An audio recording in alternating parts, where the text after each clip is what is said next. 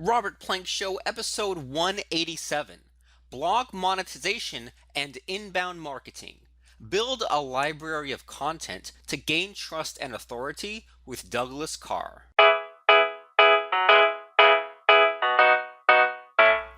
Hey everyone, and welcome back to the Robert Plank Show, where we talk about building a web-based business and lots of other cool things. We're here with Doug Karr, and Doug is the founder of the Marketing Technology blog, and he's the CEO of DK New Media, which is an agency specializing in assisting marketing technology companies with their inbound marketing. So Doug, welcome to the program. Thanks for having me. I am glad that you are here. And so yeah, I mean, can you tell us about you and about your agency and about just what has you excited recently? Sure. Yeah. Well, there's tons of stuff that excites me, so that's an easy one. But the blog that I run is the Marketing Technology blog. So we're talking about everything marketing tech related. And I'm also the author of Corporate Blogging for Dummies. So did a lot of work in the corporate blogging space. And DK New Media kind of was born out of both of those. We saw that a lot of companies were struggling with omni-channel strategies. You know, it's not just if I'm blogging, but how does blogging impact my search? How does it impact my social? How does it impact video, mobile, all of those other channels? And so we started working with companies to optimize that. And over the last years, we've really kind of hyper focused on marketing tech companies because that's an audience that we reach really well. Okay, and so you mentioned a few things in there about like how, there are some new developments in blogging as far as there's the mobile aspect of it and all these social networks. And so, I mean, what are your thoughts on that? Because I feel like, I don't know, like blogging 10 years ago compared to blogging now, it's almost, at least for me, it feels like it's harder to get traffic onto the blog, but then there's also like I can share stuff on social networks, and it seems like it gets some traction there, but it feels like, but then going back to like getting blog comments, it seems like it's easier to get them on social media as opposed to on the blog itself. So I mean, what are your thoughts on that? Like, what are your thoughts on how blogging's changed with mobile and with social and stuff like that? Well, I think you're definitely hitting on something, and that's that. Well, first is it's more difficult because there's a lot of players in the market, so you really have to stand out. So I think if you have exceptional content, that you'll continue to drive attention, and it doesn't matter from which source. So a lot of what we're speaking to our clients about nowadays is instead of building. Instead of the normal production phase of blogging where you're just thinking about, oh my God, what am I going to write today? Or the 3 posts that I'm going to write this week, or the content calendar of what we're going to put out this month.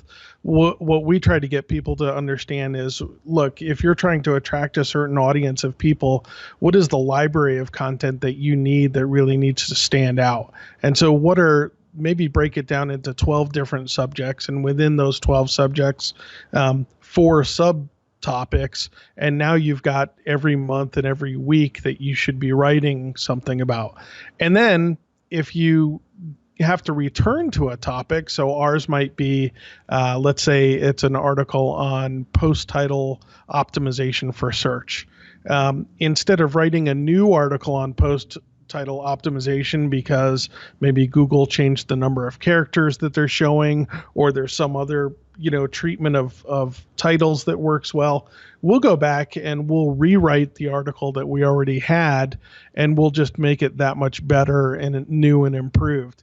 And so what we're trying to educate people more on is stop trying to just keep producing, because that production tends to wear you down, and the quality tends to wane on that. And instead, try to be the best at what you can be at the library of content that you want to establish for people. So that would be the first thing is if you can do that, if you can just keep taking content that you've got that already got attention, maybe already got some search results, and you can just keep brushing up on it and improving it over time, man, you're gonna win against your competitors every day. The second thing that you talked about was commenting and the dialogue, and definitely we've seen the same thing. The the dialogue has moved off of the blog and into social media, and that's just because that's where the audience is captive. And so what we're always trying to do is push our blog content out to those social media outlets, have the conversations there, but when the conversations happen there, it winds up driving more and more people back to our blog, and ultimately that's where we want them to keep coming, because Facebook owns your audience. You don't really own your Facebook audience, and YouTube owns your YouTube audience. You don't really own it. But when they come to your blog and they subscribe to your newsletter, now they're an audience that you can connect to directly. That makes a lot of sense. And as you were explaining your mindset as far as the content production and the library of content, it sort of made me think back to like the article directory days, right? Like the easy articles. And it's like if you go on easy articles and you look up a article about, I don't know, like legal issues or like diamond stuff or whatever the topic is, if you find an easy article, it's kind of just like thrown together, and it's kind of the whatever the person decided to write about that day. And then as you're describing that, you actually break down things scientifically into the subjects and subtopics, and you even revisit some blog posts later on. And that makes me think of if I go and find, say, like an article that was written pretty recently, like within the last few years. Many times it's long enough where there's a whole like table of contents to it. There's like a Yeah. video component. Sometimes it's interactive content.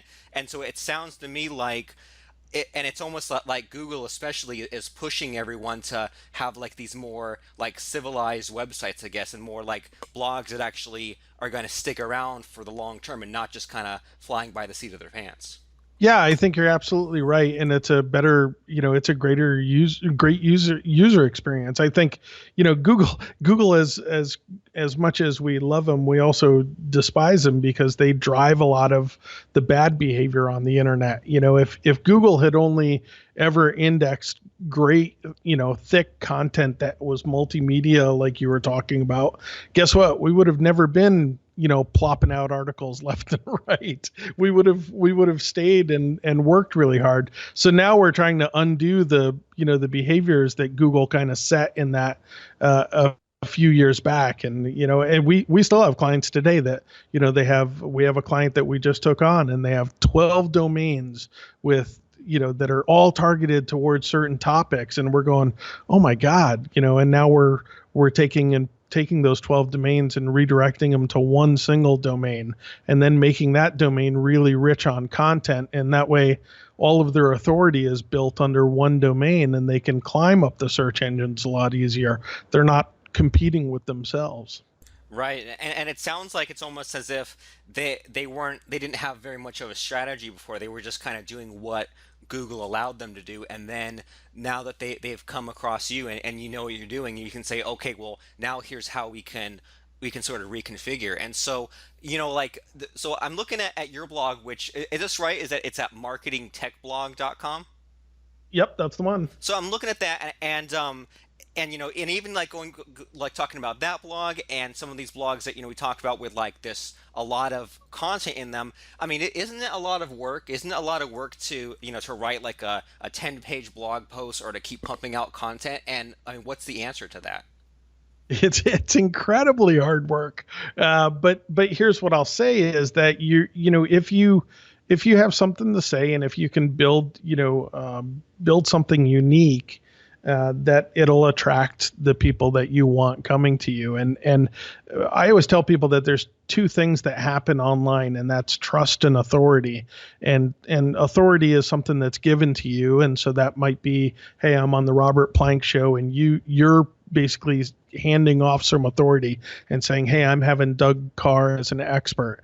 And so now your audience that already knows you and trusts you and everything else, you've provided some of that to me, and it's based off of the content that I've written and the authority that I've built. And so authority is one of those things that you have to get online.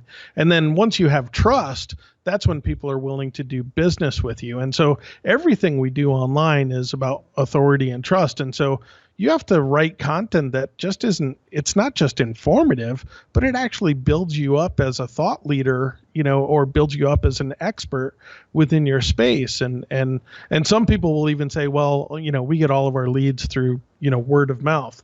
Well, even there, what happens when someone, you meet someone at a party or at a networking event, you grab their card, the first thing you go back is check them out on LinkedIn, and you think, what kind of an authority is this person? And then you go to their website and see what they're saying about the industry, and based on that, you might call them or you might not call them. So everything that we're doing, it's you have to make a difference, and you have to be unique, and that takes a lot of work. It's a huge network out there, lots of competition.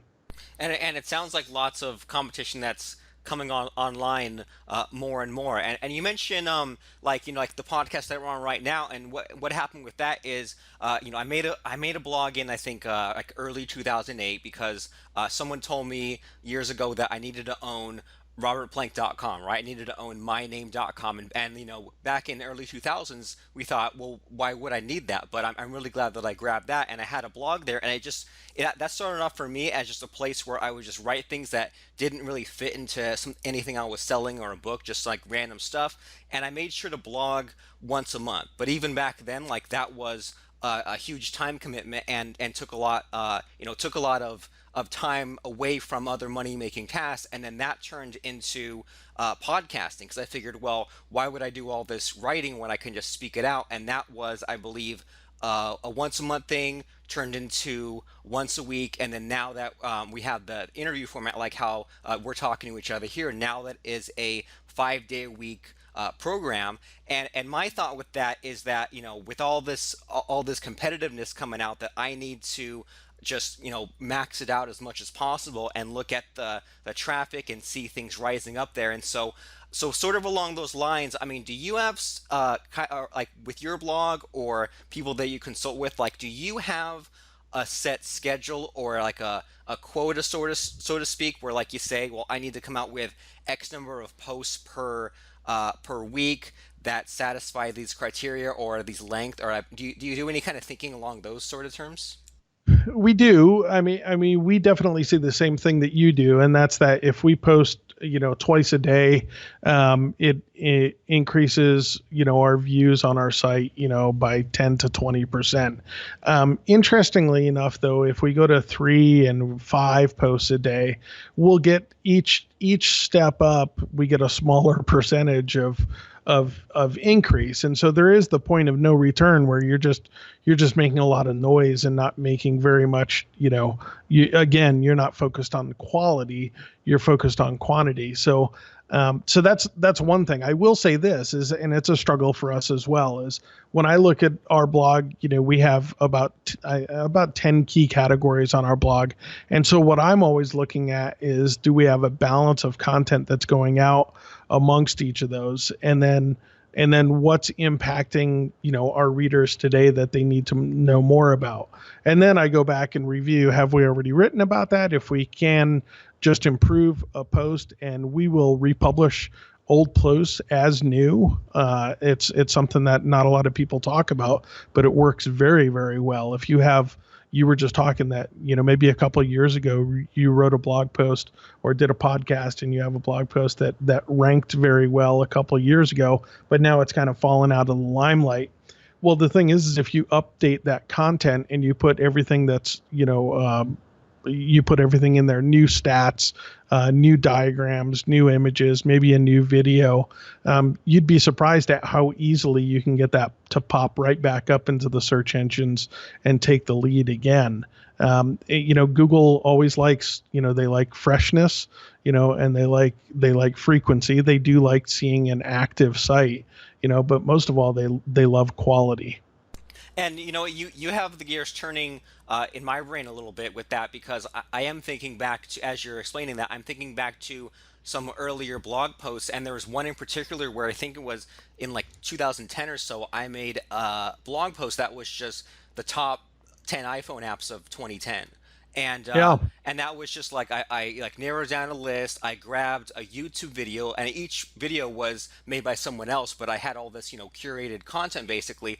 And that one, I think when I searched top iPhone apps. I think I was ranked like number one or number two, and I outranked Time Magazine and Wow, Gizmodo and all these. nice. And I think back to that, and I think I updated it for 2011, and then I stopped doing it. And then eventually over time, like everyone else sort of overtook me. But that sounds like, as you're explaining that, that sounds like a really some real low-hanging fruit there, where I could just go and make a top 10 iPhone apps of 2017 or in 2018 or 2019, and just go back and do that, because that's for sure like a post that doesn't have a lot of views now, but at the time I think there was always a handful of people like always on that page just from Google search results. And so I mean, Well, so I'll be honest. What you should really think about doing is have a top iPhone apps page, and that you're just updating every single year. But it's always that same page, and redirect those old posts to that top iPhone apps page, and you'd be surprised at how much attention you can get. It the redirects now, for people that are listening that don't realize this, but redirects don't carry any type of weight reduction, from an authority standpoint with Google anymore. And so there's real opportunity now that if you have 5 different blog posts on your site, let's say you had written a 2011, 2012, 2013, 2014, you could take and redirect all of those into one, top iPhone apps, and you would basically pass the authority of each of those to that single page, and could really skyrocket right back up. So yeah, and we do it now. We have, yesterday, I think it was, or this earlier this week, we posted it was a Halloween infographic, Halloween marketing infographic. Well, we had 3 other years that we had published Halloween marketing infographics. And so what I did was redirected the old ones all to the new one, and it's just called Halloween, marketing infographic. And now every single year I'll just republish, a new infographic there, and keep that up to date. And so it'll always be a fresh article. and that's awesome, and I'm glad that you brought a couple of those things up, because it's making me almost have to unlearn a lot of the old SEO cliches that we might have heard about. And I keep thinking about like I mean, yeah, in the olden days, like the superstition, I guess, was that if you have pages anywhere, like, don't touch them, don't mess with them, don't Yeah. redirect them. And for sure, like, if you wanted to have like an updated version, like, just make a brand new page and all that. And I mean, what you're saying makes a lot of sense, especially as some people have websites out now, or blogs that might be 5, 10, 20 years old at this point, and they might be moving on to WordPress, or moving off some old outdated piece of software. So I mean, this is very reassuring, and this is making a lot of sense that at least Google's vision for things is that they're all about the good user experience. And if you are redirecting old posts to new posts, or if you're going back to an old post and updating the date to today, and then going through it and updating all the information and stuff, it sounds like they would rather that we do that, as opposed to the old way of just adding more of a mess. Yeah, exactly. And you're just competing with yourself, right? If you have 5 different articles on the same topic, and people are linking back to each of those, you're spreading your authority, and so you're not getting the full authority that you could get for one single article that's really doing well.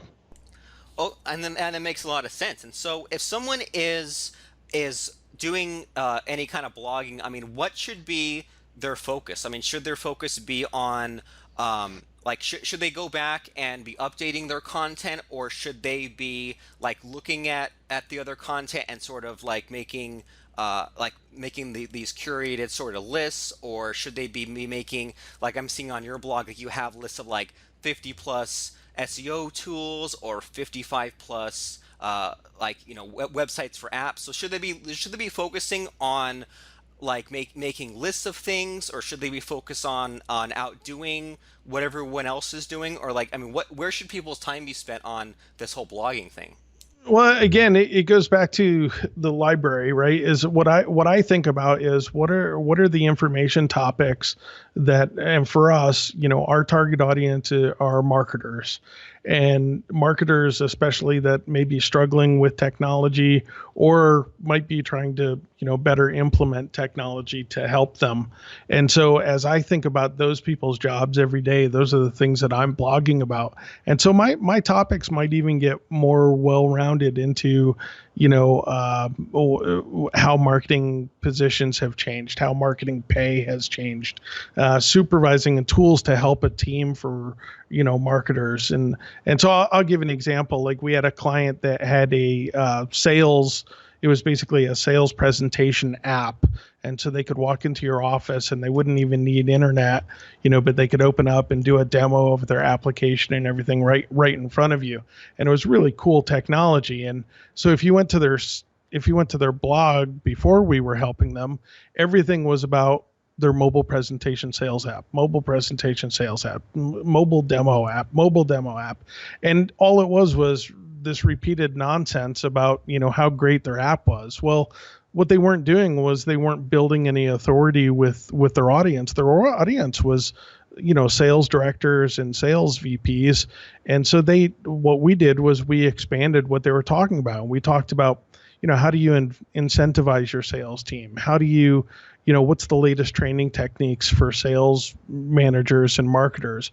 What is, whatever it is, what other tools that you could be integrating, how CRM, helps your sales teams, direct their prospecting, anything around what that struggle is with that sales director. Because once the sales director says, wow, these guys understand my business and what I'm trying to achieve every day, and they've given me these nuggets of information, now I view them as an authority, and now I start to trust them. And now I'll reach out and do business with them. But if they just talked about sales apps every day, they just didn't get any attention whatsoever.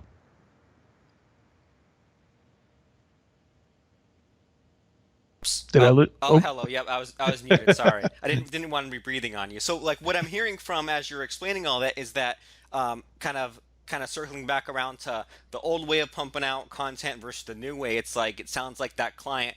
They used to be almost like the broken record, right? They used to just be kind of almost like spinning the same article in every post, more or less. And it sounds like a better way of going about it is to sort of relate to what someone else is going through, right? Like if they're yeah, on your page and they're looking about this app or this service that you provide, then you kind of go off into maybe some more diverse topics and maybe even like the more like beginner topics. And what I'm also hearing from you is that it's cool that you have these almost like writing prompts, right? Like you have like you'll choose to make a post about these different tools about this subject, or you'll make these posts about how this part of the industry has changed. And that sounds like that's an easy way to sort of to sort of crank out the content easily, but then also deliver something that's short and to the point, and also has all this value. Where if you say, okay, exactly. these tools are how this has changed, that way that's what people are looking for. That's exactly it. Yeah, if you're providing value with people every day, that's where they just are thankful for, the information that you're putting out. Awesome. And then so as we're sort of winding down this call, like I'm looking at your blog and I'm seeing that so you have a lot of the posts, but there's also posts by different authors. There's like Muhammad, there's Ray, there's Jen, there's John, there's Neil, and so could you kind of talk to us a little bit about that um, as far as do people need to hire other authors for their blog, or if they want to kind of grow it faster, I mean, is that something that people should look into? Yeah, I mean, you're doing it right now, right? You have different voices that are coming on your show and providing their perspectives where it's not just your expertise that you're sharing others, and so you're building value and creating value just by sharing other people's viewpoints. And we try to do the same thing on the marketing tech blog. I will throw out that it's become really sticky in recent years because backlinking has become so prevalent, people trying to look for a place to link back to their blog, that we probably get 10, 20 people that ask us, if they can write for us every single day. And so we're really picky about who we allow to write for us, and even what they write for us, because we want that quality to be maintained high. And so as long as you can maintain, high quality and we try to keep the salesy stuff out and everything, then we're all for bringing in other voices to share their stuff. I love it, matter of fact, just because it gives me a break. Right, this is tough business, trying to come up with great articles every single day. And so if I have someone that has a great guest post and I can share it and take the day off from writing, boy, I'm a happy camper. Right, and I'm right there with you. And so am I understanding you correctly that the guest authors on your blog are not paid for. You just have it open for guest blog posts, Yeah. and these people send in some kind of proposal, and you said okay, send over the post.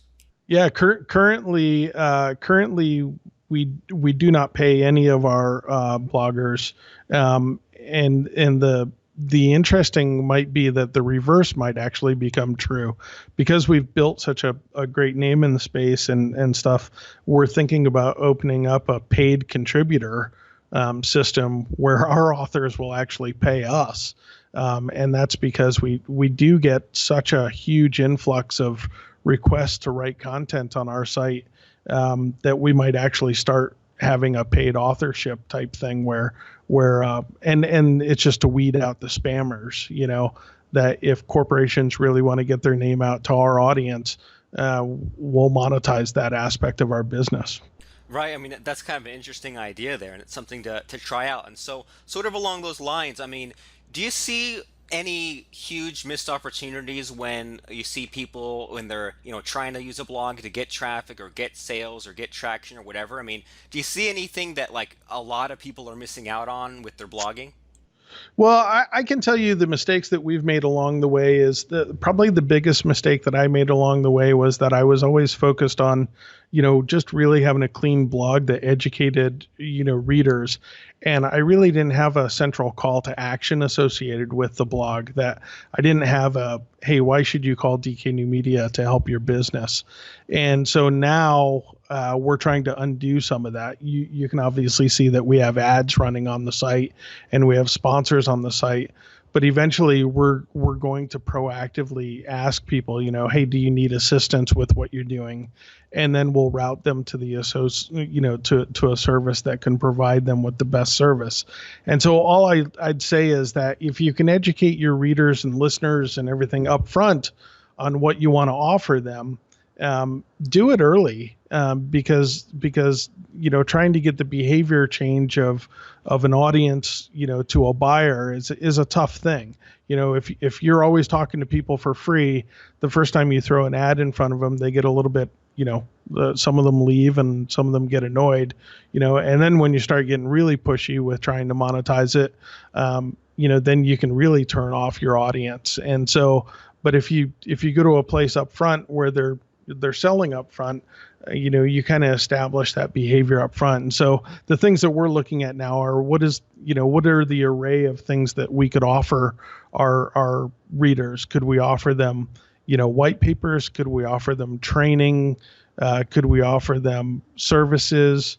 And so that we can better monetize the audience that we have. And if we monetize the audience we have, that means that we have the money then to improve, other things like, doing a better video series on the site, and maybe, taking the time to create training classes that we can deploy out to them and things like that. So monetization should be, if you can keep that in your head, day one when you write that first piece of content, it's better than coming around 10 years later and trying to do it. Right, and it sounds a lot more encouraging if people are making money as they grow their blog as opposed to waiting around for those 10 years and still not making a single dollar. Yeah, I mean, we get 100,000 readers on a monthly basis to our blog, and out of that, I might get one or two prospective clients, and that's so what are the other 99,999 viewers doing? Well, they're not doing anything because I haven't ever educated them that, hey, here's a training class, or here's a download, or here's a app, or here's a whatever. And so now we're trying to start turning that clock backwards. And playing that numbers game and all that cool stuff. Awesome. So we mentioned a few times on this call that so you have your blog, your marketingtechblog.com, and you've mentioned a few times that you provide services of some kind to clients. Can you tell us about that? Yeah, well, DK New Media, the back end of this is that we do have marketing technology customers that come to us and they're struggling with their online sales and marketing, and so they might have built a great platform, but they don't have the marketing, they don't have a marketing team, or they have a very limited team and resources. And so what we basically do is we help those customers. So we'll do everything from optimizing their website, obviously sharing our audience with them, helping them with podcasts, helping them with infographics, white papers, animated graphics, things like that. So we've basically got an entire, publishing arm of our business that all we do is help businesses like that. Cool. And so yeah, it sounds like if they're stuck in any of those areas that you talked about, then they should have you jump on to get their business pointed in the right direction. Yeah, absolutely. And we love doing infographics. We can do infographics for anybody, and they're always just a really handy tool to get out there. Cool. And so if people are interested in that, in the infographics or in any other aspect of building their business, where should they go to find out about DK New Media? They can go to dknewmedia.com, or they can find us online anywhere. They can find me, Douglas Karr, online everywhere, and Facebook, Twitter, LinkedIn, you name it. Awesome. I mean, it's always a good sign when someone owns the .com for their name, right? So Yeah. so dknewmedia.com is the place for everyone to go to check out what you need to do next to get your business off in the right direction. And if you've ever been struggling or frustrated or wondering what the heck is this all about and how can I grow it, then go ahead and contact DK New Media and Mr. Doug Karr to do all that stuff. So, I mean, I want to thank you for hopping on the show today, Doug. I mean, there were a lot of like really insightful breakthroughs, especially as far as how things are changing. Because I mean, with Google and social media and Facebook and who knows who else is gonna jump on in the game. Things always change. So I appreciate your perspective and thanks for hopping on the show. You bet. Thanks for having me, Robert. Please subscribe, rate, and review our show at robertplank.com/iTunes and like us on Facebook at robertplankshow.com.